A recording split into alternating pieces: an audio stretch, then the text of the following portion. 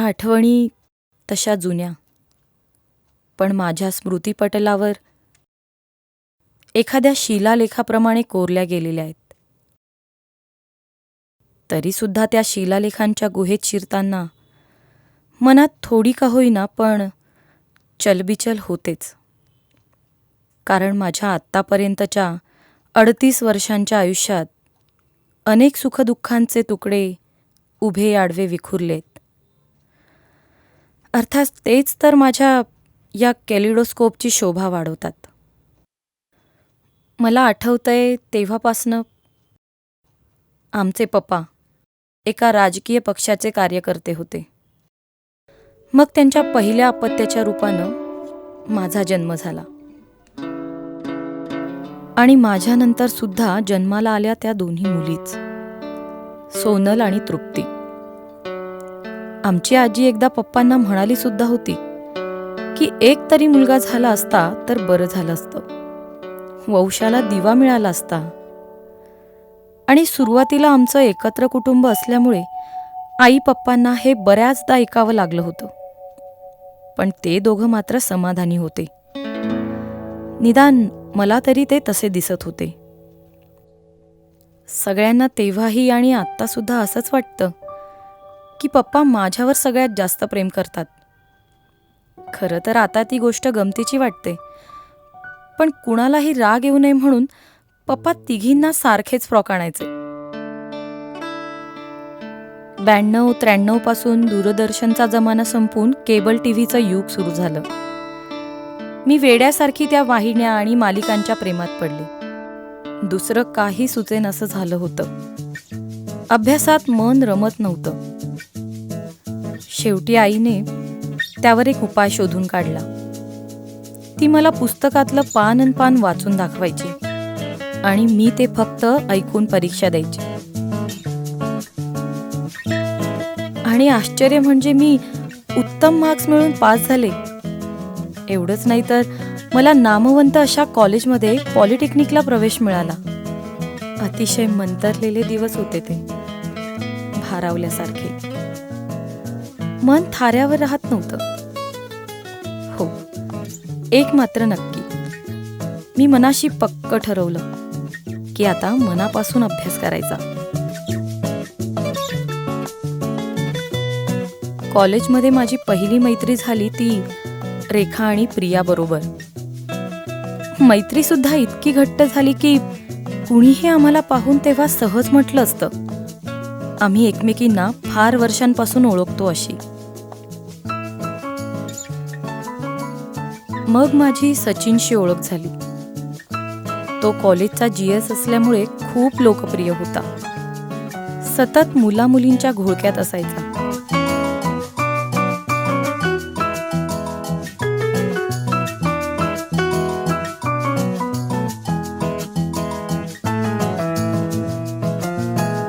सचिनची आणि माझी प्रथम भेट झाली ती कॉलेजच्या कॅन्टीनमध्ये. रेखाने त्याच्याशी माझी ओळख करून दिली. सचिन आणि रेखाचं प्रेम प्रकरण अख्ख्या कॉलेजमध्ये हिट होतं. सचिनला त्यांच्या घरात मुक्त प्रवेश होता. कुठलीही आडकाठी नव्हती. कोणत्याही क्षणी जर आम्हाला बातमी मिळाली असती की त्या दोघांनी लग्न केलंय तर कोणालाही आश्चर्य वाटलं नसतं. त्या दिवशी कॅन्टीनमध्ये सचिन जेव्हा माझ्याशी बोलत होता तेव्हा मला जाणवलं की रेखा उगाचच इन्सिक्युअर्ड झालीये.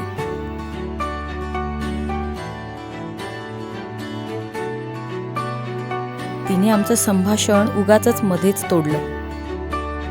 खरं तर आम्ही फक्त औपचारिक बोलत होतो. तो मी कितव्या इयरला आहे वगैरे मला विचारत होता. अर्थात त्याच्या ऑरामध्ये मला एक वेगळंच असं मॅग्नेटिझम जाणवलं होतं. पण ते तेवढ्या वेळेपुरतं. बाकी माझ्या मनात खरंच काही नव्हतं. मी आपलं अभ्यासावर लक्ष केंद्रित केलं होतं. मग आम्ही पुन्हा एकदा अचानकपणे समोरासमोर आलो. पण ते सुद्धा तेवढ्यापुरतंच. त्यावेळी दोघांनाही काय बोलावं हे सुचलं नव्हतं. यावर्षी चांगले मार्क्स मिळवण्यासाठी मी डोंबिवलीतला एक विख्यात असा क्लास लावला होता. अचानक एक दिवस सचिन मला क्लासला जाताना भेटला. मग कळालं की बऱ्याच वर्षांपासून त्याचा एक विषय राहिलाय. त्याची परीक्षा देण्यासाठी त्याने सुद्धा हाच क्लास लावलाय. क्लासला जातानाच्या लोकलच्या प्रवासात मात्र आमच्या दोघांच्या जीवनाचा एक नवीनच प्रवास सुरू झाला. त्याला माझ्याबद्दल आणि मला त्याच्याबद्दल काहीतरी वाटू लागलं. काहीतरी विचित्रसं, पण हवंहवंसं. अभ्यास व्हावा म्हणून क्लास अटेंड करण्यापेक्षा आता एकमेकांच्या ओढीने आम्ही नियमितपणे क्लासला येऊ लागलो.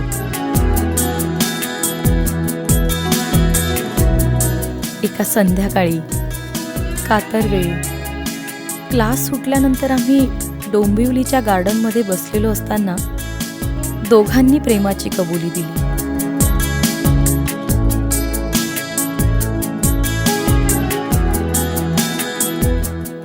त्या दिवशी प्रियाचा मला फोन आला. इकडच्या तिकडच्या गप्पा झाल्या. नंतर ती मला म्हणाली की रेखाने सचिनला आत्ता त्याच्या घरी बोलवले. हे ऐकून मी मात्र बेचैन झाले.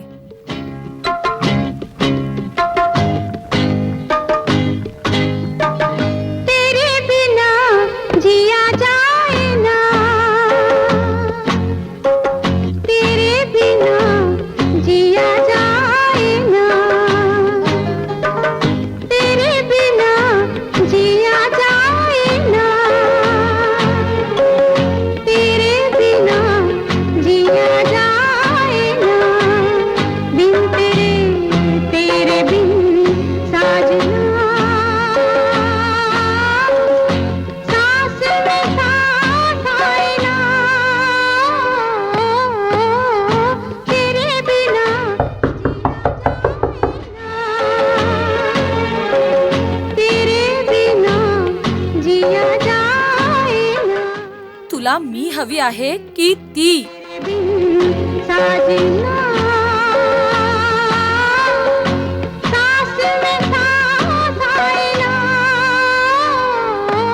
त्या दिवसापासून त्याने कधीच मागे वळून पाहिलं नाही आणि मी सुद्धा.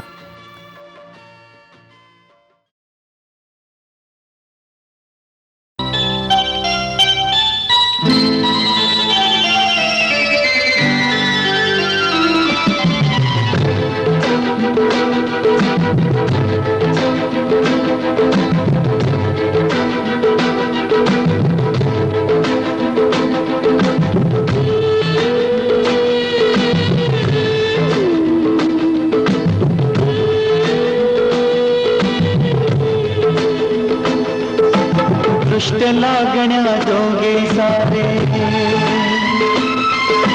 गालबोट ही कुठे नसे, जग दोघांचे असे रचुते, स्वर्ग त्या पुढे फिका पडे, स्वर्ग त्या पुढे फिका पडे.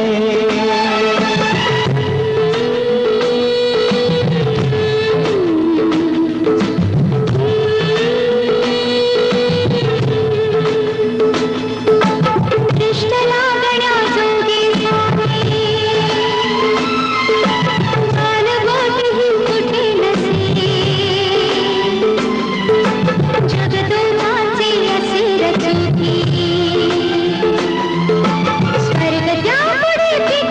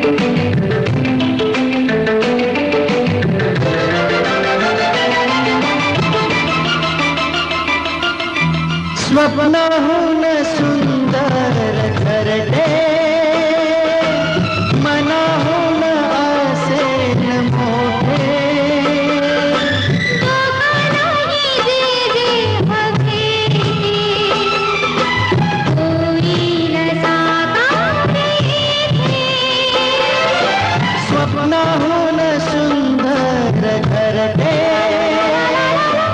मनाहून असेल मोठे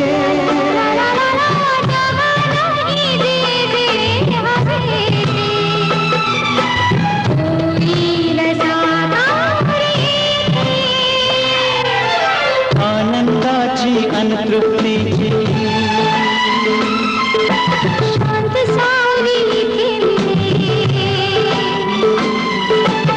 जगदोघांचे असेल चुकी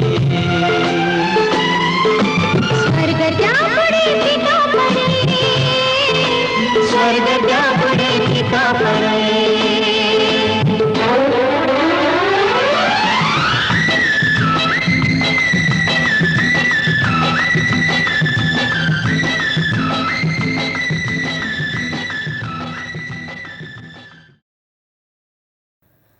मला पप्पांचा स्वभाव आणि त्यांची मतं पक्की ठाऊक होती.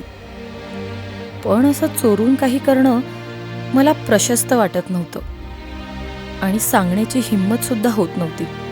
मग सोनलला, माझ्या बहिणीला, ती तयार होत नसताना आमचं प्रकरण आई पप्पांना सांगण्याची गळ घातली.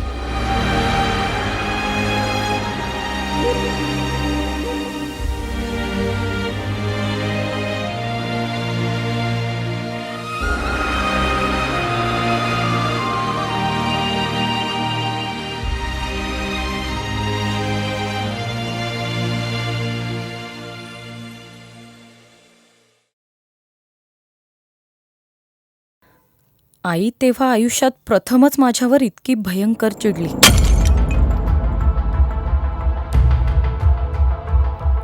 मी सगळ्या विषयात नापास झाले असते ना, तरी ती इतकी चिडली नसती. अर्थात आज मला तिच्या भावना कळतायत. ती हे सगळं माझ्या भल्यासाठीच करत होती. लव्ह मॅरेज, आणि ते सुद्धा दुसऱ्या जातीच्या युवकाशी, हे आमच्या घरात रुचणारं नव्हतंच. तरीसुद्धा मी त्यांना समजवण्याचा प्रयत्न करून पाहिला. मग मात्र माझ्यापुढे पर्याय राहिला नव्हता.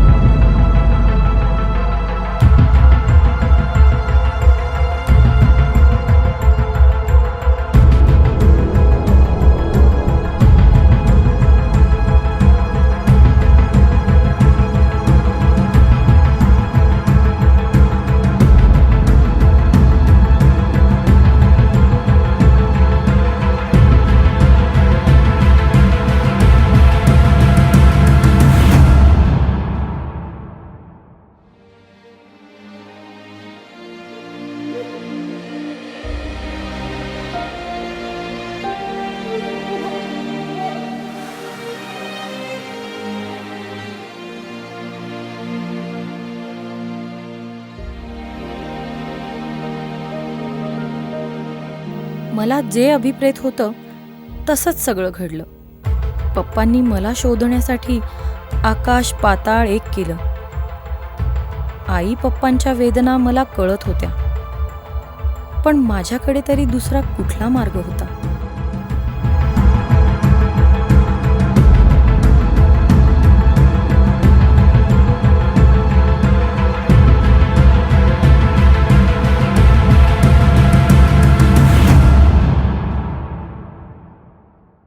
सचिनचं घर तसं मला नवीन नव्हतं. बऱ्याच वेळा मी तिथे गेले होते, सगळ्यांना भेटले होते. सगळी माणसं मायाळू होती.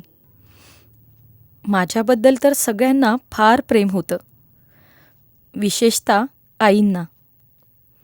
सचिनच्या आईंचं माझ्यावर खूप प्रेम होतं.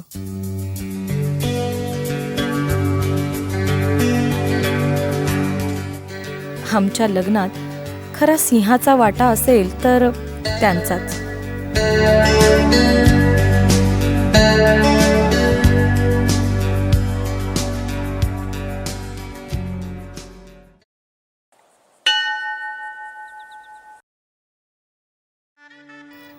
लग्नाचे खऱ्या अर्थाने दुसरे सूत्रधार सचिनच्या आत्या मीराबाई आणि मामा चंद्रकांत.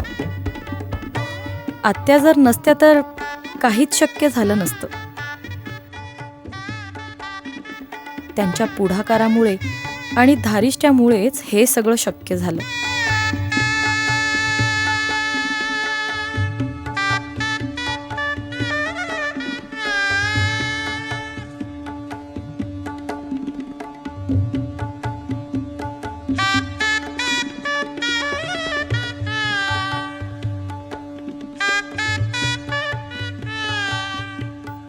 पप्पांना जेव्हा माझ्या लग्नाची बातमी कळाली तेव्हा त्यांनी मला परत घरी आणण्यासाठी त्यांची सगळी शक्ती पणाला लावली. का नाही, त्यांना त्यांची आवडती लेक राणी हवी होती. मला हे कळत नव्हतं का? पण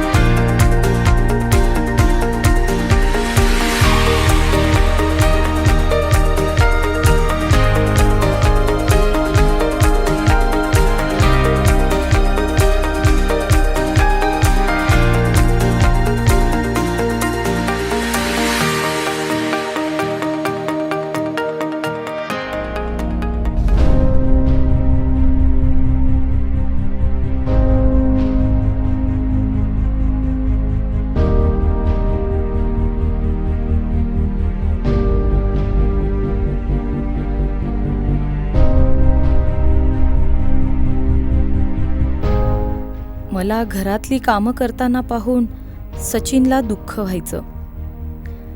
काम करते म्हणून नव्हे, तर माझं शिक्षण आणि बुद्धिमत्ता अशा पद्धतीने वाया घालवणं त्याला सहन होत नव्हतं.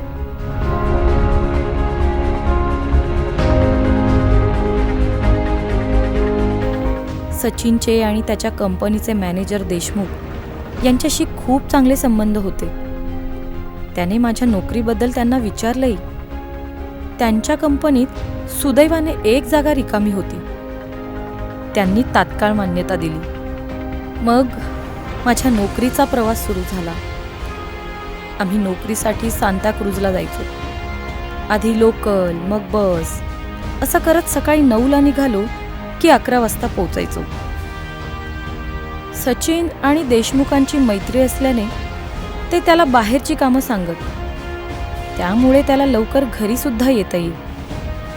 पण मी ऑफिसमध्ये असल्यामुळे मला ते शक्य नव्हतं. हा सगळा दिनक्रम चालू असताना आईंचा मात्र गैरसमज होत होता. त्यांना वाटायचं की मी मुद्दामच उशिरा येते आणि घरातली कामं टाळते.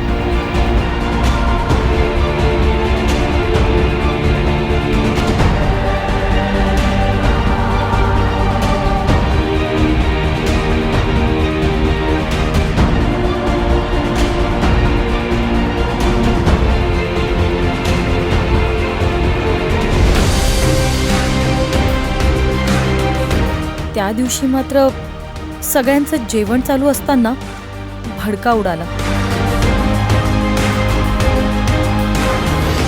सचिन सारखी आईंची बाजू घेत होता. मला राग येत होता.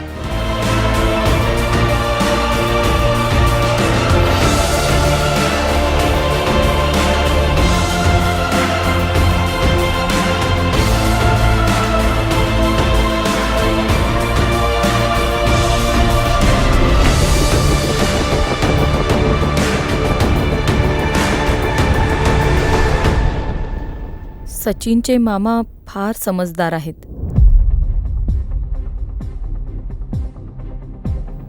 त्यांच्या सगळं लक्षात आलं. त्यांनी सचिनला वेगळं राहण्याचा सल्ला दिला.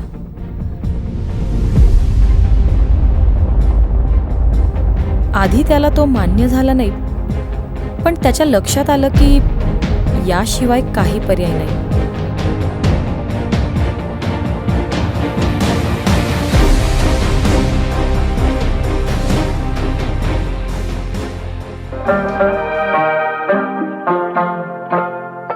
कैसे दिन जीवन में आए, हुए वो अपने पराए, द्वार देरी वो घर आंगन बन गया परदेस. कैसे दिन जीवन में आए, हुए वो अपने पराए, द्वार देरी वो घर आंगन बन गया परदेस.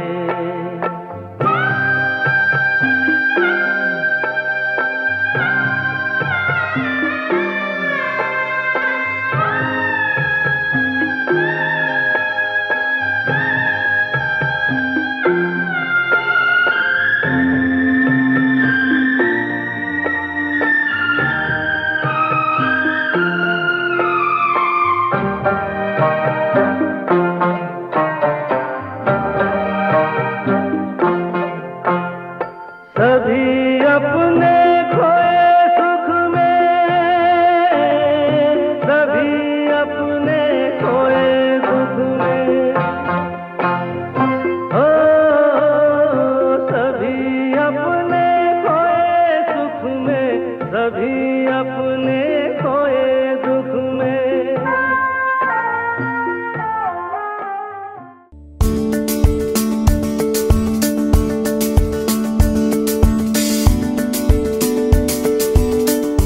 एक छोटासा फ्लॅट आम्हाला मिळाला. मी नव्या उत्साहाने कामाला लागले. नवीन संसाराची स्वप्न रंगवू लागले. दृष्ट लागण्या जोगे सारे, गालबोट ही कुठे नसे, जग दोघांचे असे असो की, स्वर्ग त्या पुढे फिका पडे, स्वर्ग त्या पुढे फिका पडे. पण सचिनच्या मनात मात्र त्याला मी त्याच्या कुटुंबापासून, आईपासून तोडल्याचा राग होता.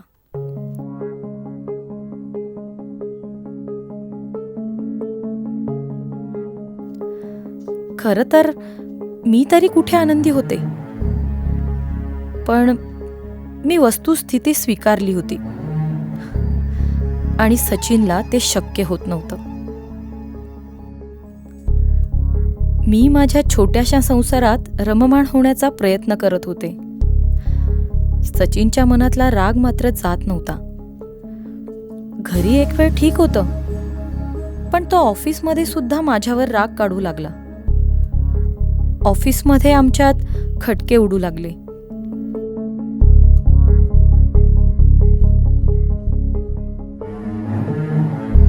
देशमुखांच्या ते लक्षात आलं.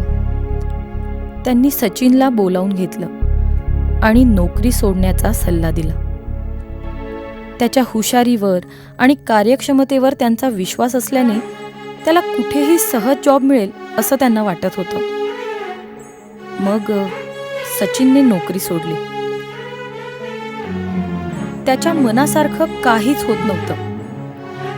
त्याला थोडं तरी खुश करण्यासाठी मी त्या दिवशी त्याचा आवडता मासा वाम आणून त्याला खाऊ घालायचं ठरवलं. आमच्या घरात म्हणजे अगदी काका, चुलते वगैरेंमध्ये सुद्धा मांसाहार कधीच केलेला नव्हता. मी तर कधीच मासळी साधी जवळून सुद्धा पाहिली नव्हती. तरी मी मोठ्या हिमतीने वाम बनवला.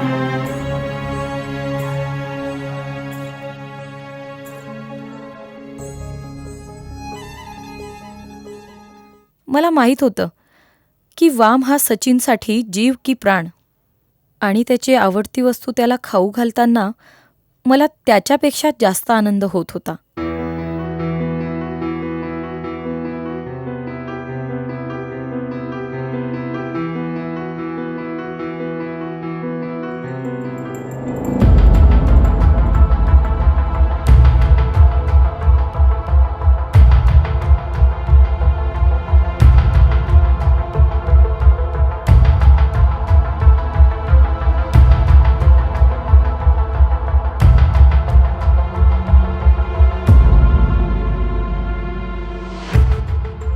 त्याने नोकरी सोडल्यानंतर काही दिवसांनी मात्र रोज मी जाताना येताना त्याला सोफ्यावर बसलेला बघून माझ्या डोक्यात तिडीक यायला लागली. परत पैसे सुद्धा अपुरे पडत होते.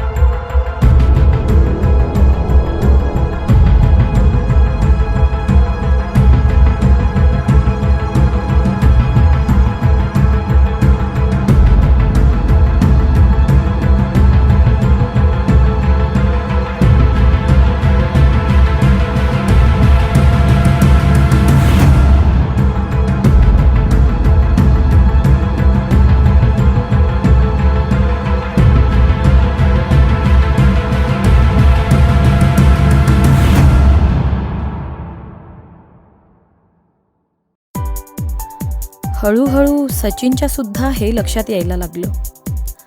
त्याने पुन्हा नोकरी करण्यासाठी प्रयत्न सुरू केले. त्याच्या एका मित्राच्या सहाय्याने एका कंपनीमध्ये पिल्ले नावाच्या मॅनेजरने त्याचा इंटरव्ह्यू घेतला. पिल्ले सचिनच्या बुद्धिमत्तेवर प्रचंड खुश झाला आणि त्याला ती नोकरी मिळाली. अर्थात हे सगळं मला नंतर कळालं.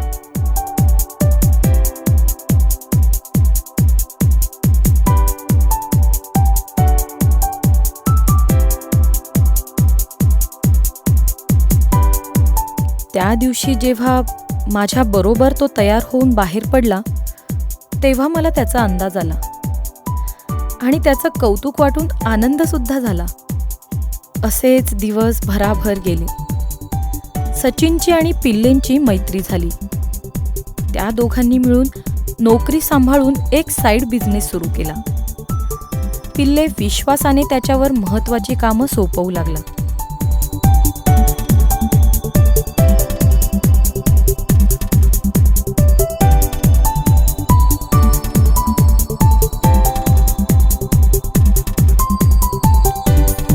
त्या दिवशीची रात्र मला आजही आठवते.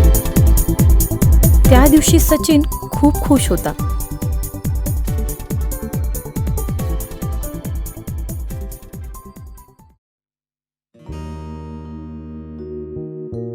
दृष्ट लागण्या जोगे सारे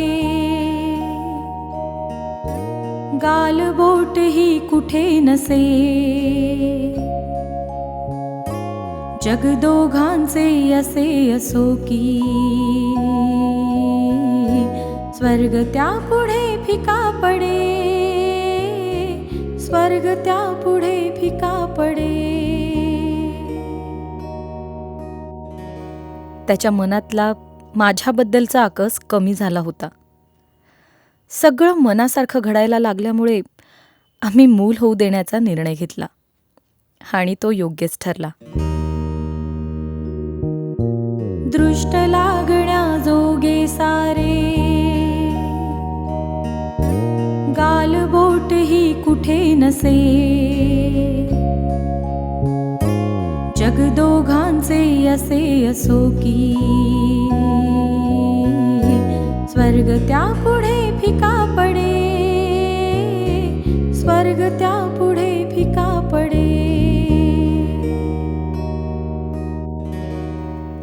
कारण पुढे काही दिवसातच पिल्ले आणि सचिनच्या साईड बिझनेसचा पसारा वाढत गेला आणि त्यांना एका मोठ्या शासकीय संस्थेची भली मोठी ऑर्डर मिळाली.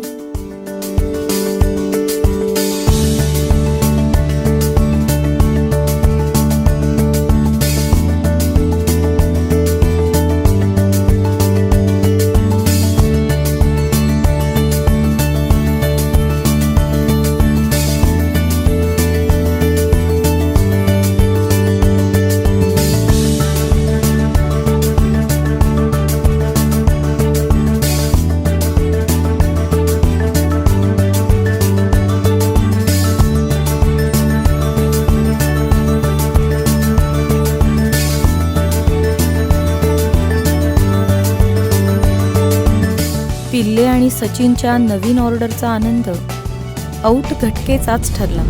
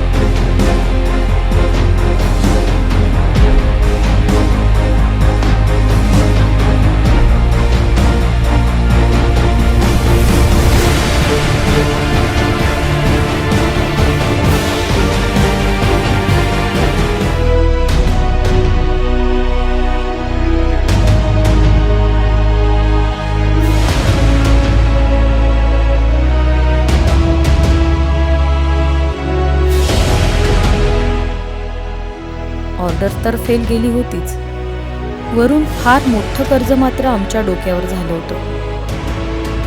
सचिन आता पुरता फ्रस्ट्रेट झाला होता. माझ्या सहनशक्तीचा सुद्धा अंत झाला होता. मग आम्ही काही दिवस वेगळं राहण्याचा निर्णय घेतला.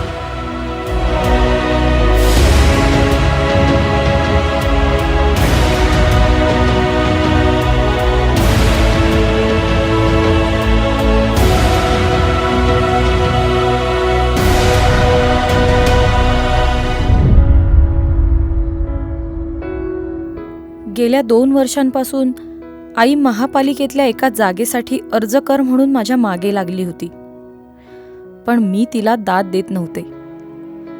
बिचारीने तिची सगळी ताकद वापरून ती जागा 2 वर्ष कुणालाही मिळू दिली नव्हती. अखेर ती माझ्या नशिबात होती. मानधन होतं फक्त 5,000 रुपये. नंतर मी परमनंट तर झालेच, परंतु मला लेखापाल पदाची बढती सुद्धा मिळाली. मग मात्र मी प्रचंड व्यस्त झाले.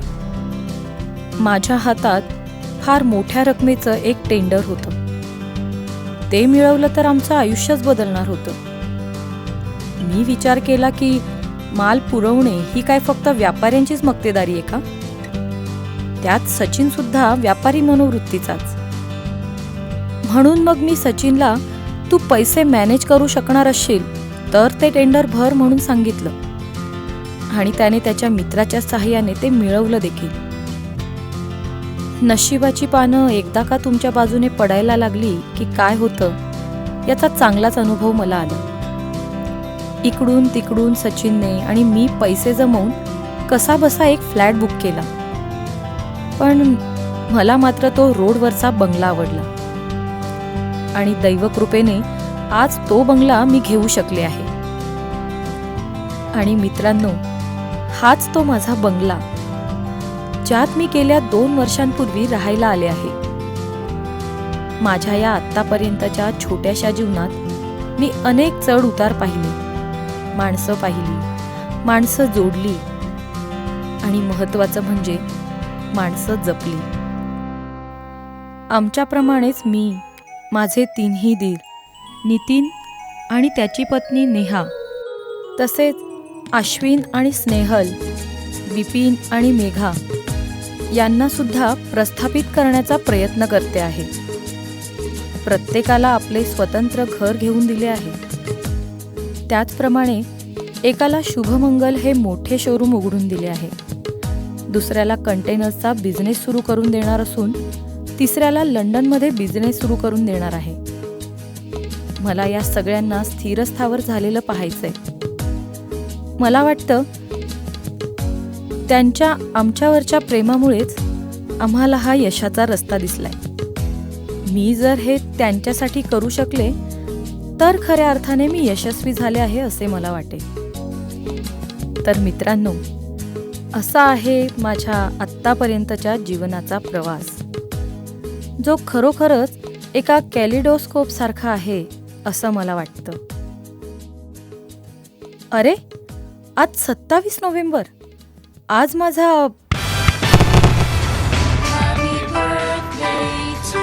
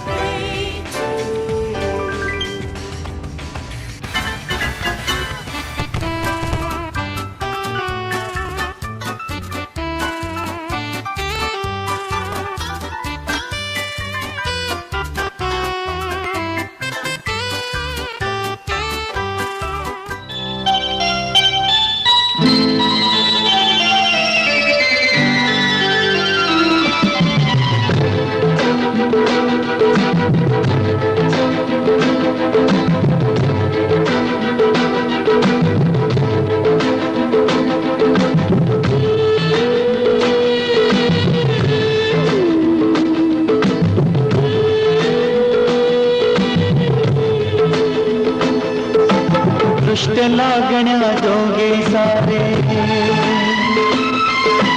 गालबोट ही कुठे नसे जग दोघांचे असे रचुके